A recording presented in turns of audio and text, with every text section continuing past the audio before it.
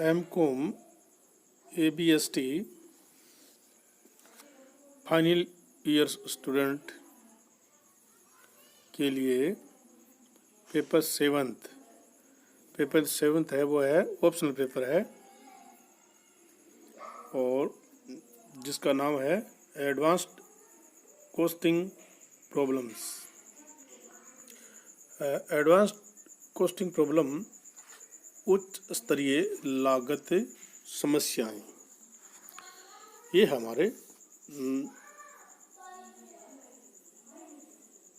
Book का नाम और इसके टॉपिक है वो है प्रबंध के निर्णय हेतु लागत सूचनाएं एवं लागत विश्लेषण। ये जो टॉपिक है जिसको हम आज डिस्कस करेंगे। तो स्टार्ट करते हैं। ये देखिए, cost information and cost analysis for managerial decisions. प्रबंध के निर्णयों हेतु लागत सूचनाएं एवं लागत विश्लेषण। आप सभी को पता है कि प्रत्येक व्यवसाय है उसका प्रमुख उद्देश्य लाभ को अधिकतम करना होता है। कोई भी व्यवसाय है वो व्यवसाय करने का मुख्य और प्रमुख उद्देश्य अपने लाभ को अधिकतम करना होता है, जिससे अंशधारियों या स्वामियों के धन के वर्तमान मूल्य में निरंतर वृद्धि के रूप में परिभाषित किया जा सकता है। अगर हम अपने लाभ को अधिकतम करते रहे तो हमारा लाभ है वो दिन प्रतिदिन बढ़ता जाएगा, जिससे जिन अंशधारियों ने कंपनी में इन्वेस्टमेंट किया है उनके इन्वेस्टमेंट की जो वैल्यू है वो बढ़ती जाएगी। इसी उद्देश्य की पूर्ति के लिए ही व्यवसाय से ये अपेक्षा की जाती है कि वह पूर्व निश्चित परिणामों रिजल्ट्स की प्राप्ति के लिए प्रबंध की व्यवस्था करे। व्यवसाय है वो इस उद्देश्य की पूर्ति के लिए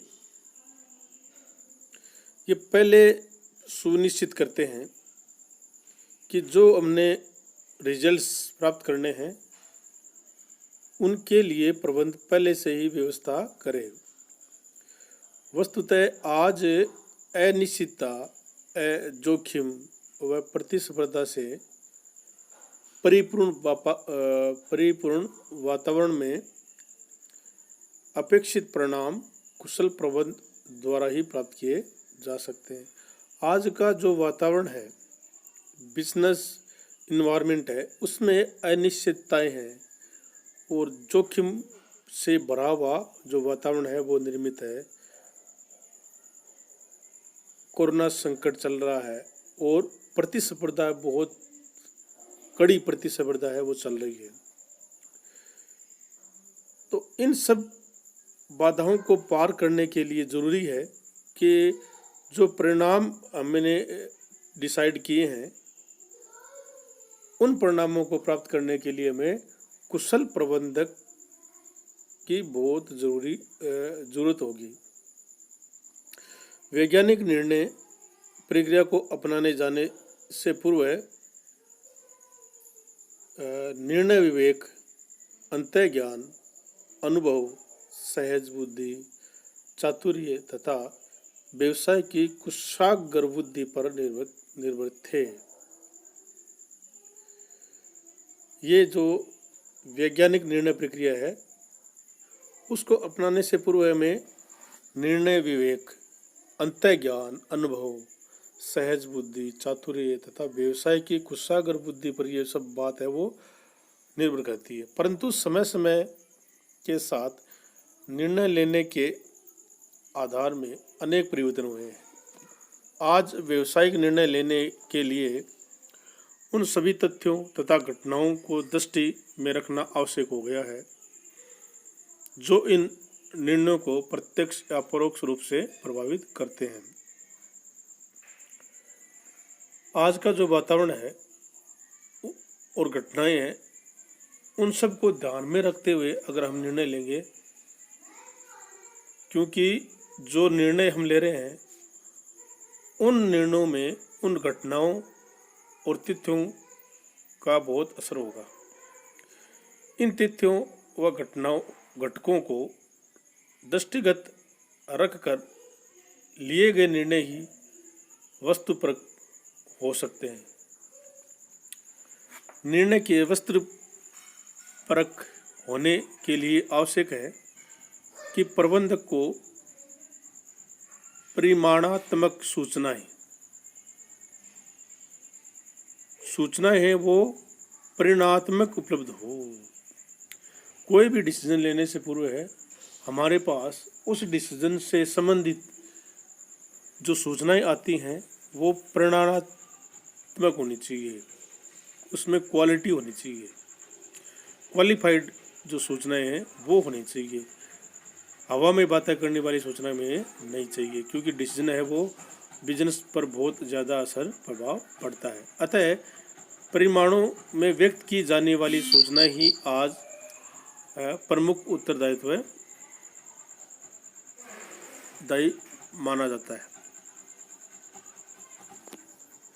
कि वह परिणामों के रूप में अभिव्यक्त सूचनाओं को ऐसे अर्थपूर्ण मापदंडों में परिवर्तित करने की तकनीकों का विकास करे जो उचित और वस्तुपरक निर्णय में सहायक हो सके। जो सूचनाएं हम तैयार करते हैं वो सूचनाएं अर्थपूर्ण मापदंडों में परिवर्तन करने की तकनीकों का विकास करने में सहायक होनी चाहिए, ताकि जो हम निर्णय लें वो वस्तुपरक निर्णय हो और निर्णय लेने में सूचनाएं में सहायता पहुंचाए।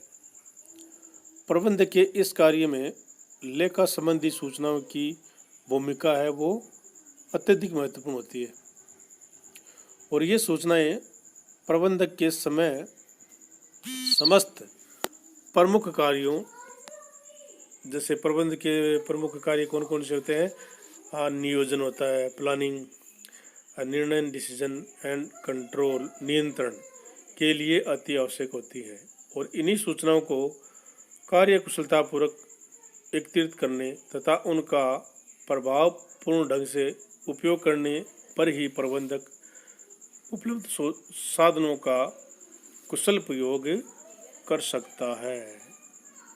क्योंकि प्रबंधक जो निर्णय लेते हैं उनमें सूचनाओं का बहुत ही महत्वपूर्ण भाग होता है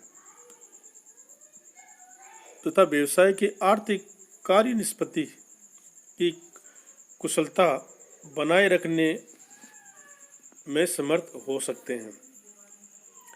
व्यवसाय की जो आर्थिक कार्य निष्पत्ति है उसकी एफिशिएंसी को हम बनाए रख सकते हैं। किसके माध्यम से?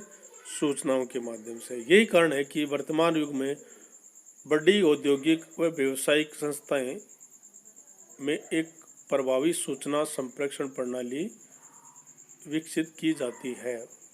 बड़े बड़े जो औद्योगिक घराने हैं, ये व्यावसायिक इंस्टीट्यूट हैं, उन सब में एक प्रभावी सूचना तंत्र है वो विकसित किया जाता है, ताकि जो सूचना हमें चाहिए वो तुरंत उपलब्ध हो और जो सूचना हम भेजना चाहते हैं वो तुरंत संबंधित व्यक्ति को मिले।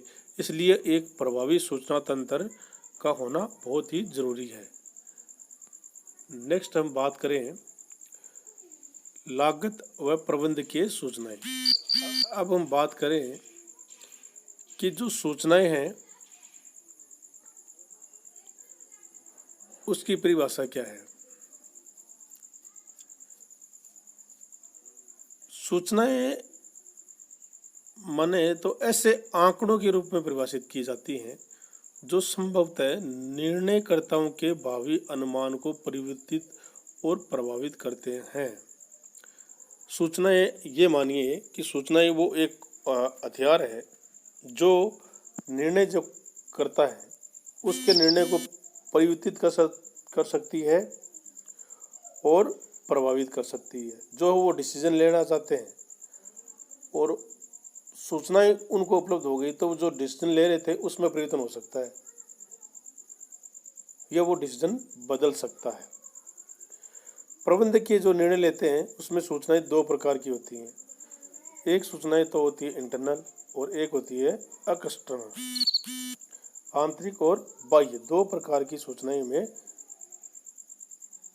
आवश्यक होती है। जैसे आंतरिक सूचनाओं की बात करें तो आंतरिक सूचनाओं के अंतर्गत व्यवसाय से संबंधित, लेखा संबंधित, वित्तीय तथा सांख्यिकी समीकों को सम्मिलित किया जाता है। व्यवसाय के अंदर जो लेखे हम रखते हैं उनसे संबंधित सूचनाएं और वित्तीय और सांख्यिकी समीकों को इसमें सम्मिलित करते हैं।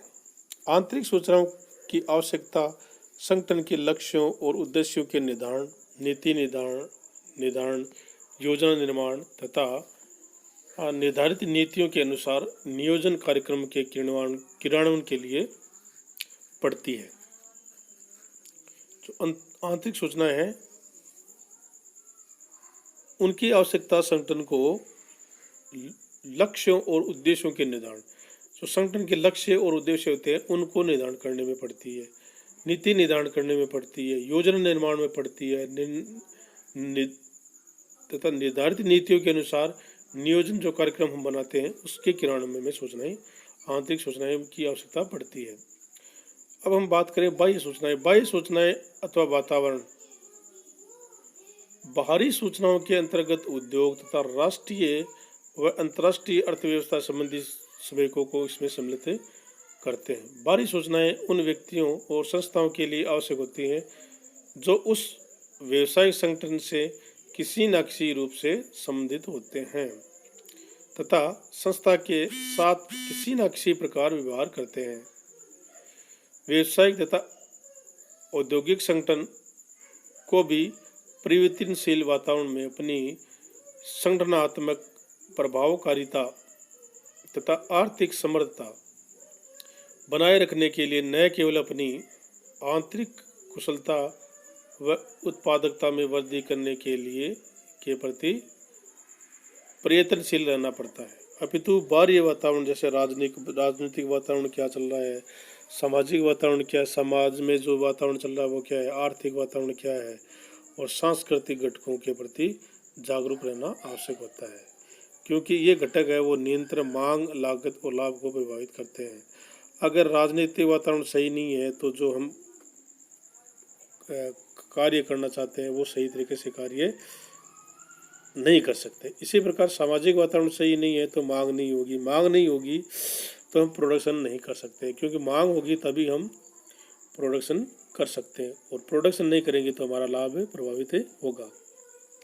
इसके लिए हमें सूचनाओं को दो भागों में बांट सकते हैं। जैसे वित्तीय घटक या तथ्य, इसमें से उन तथ्यों से है जिन्हें संख्यात्मक रूप से व्यक्त किया जा सकता है। इसके अंतर्गत विभिन्न विकल्पों की आय, लागत तथा नियोजित पूंजी आदि के आधार पर हम तुलनात्मक अध्ययन द्वारा लाभदायक विकल्प का चयन कर सकते हैं। इसके अतिरिक्त गैर वित्तीय घटक जैसे नॉन फाइनेंशियल फैक्टर, जैसे प्रबंधकीय निर्णयों को प्रभावित करने वाले अन्य ऐसे घटक जिन्हें संख्या में तो नहीं मापा जा सकता, गैर वित्तीय घटक कहलाते हैं। जैसे उनको संख्या में नहीं सकते, नहीं दिखा सकते। जैसे कौन सा, संस्था का आर्थिक वातावरण, ये इसको संख्या में नहीं दिखा सकते। उद्योग की प्रकृति तथा उद्योग के क्षेत्र में कार्यकारी इकाइयाँ, प्रतियोगियों की संख्या, सरकारी नीतियाँ, नियंत्रण, नियम और प्रेरणाएं, ये सब है वो गैर वित्तीय घटक और तथ्य होते हैं जो व्यापार को बहुत अधिक प्रभावित करते हैं। तो किसी भी डिसीजन को सूचनाएं हैं वो बहुत ज़्यादा प्रभावित करती हैं और सूचनाएं हमें दो प्रकार से प्राप्त कर सकते हैं, एक तो आंतरिक सूचनाएं और एक बाह्य सूचनाएं। हम जो एडवांस्ड कॉस्टिंग प्रॉब्लम्स हैं वो जब आगे हम बढ़ेंगे तो इन सूचनाओं की माध्यम से हम डिसीजन मेकिंग का कार्य करेंगे। किन किन तत्वों के आधार पर हम डिसीजन मेकिंग करेंगे, जैसे मूल्य, उत्पादन और उत्पादकता के आधार पर हम डिसीजन कैसे करेंगे, और फैक्टर है उससे संबंधित कोई डिसीजन है वो कैसे करेंगे। बीईपी जो फैक्टर है, कॉस्ट प्रॉफिट वॉल्यूम जो है, उसके आधार पर जो हम डिसीजन करेंगे उनमें सूचना ही बहुत ज़्यादा महत्वपूर्ण भाग रोल है वो अदा करेंगी। आप सभी का बहुत बहुत धन्यवाद, थैंक यू। आप ये जो चैप्टर है हमारा फर्स्ट चैप्टर है, इसका अध्ययन जरूर करें।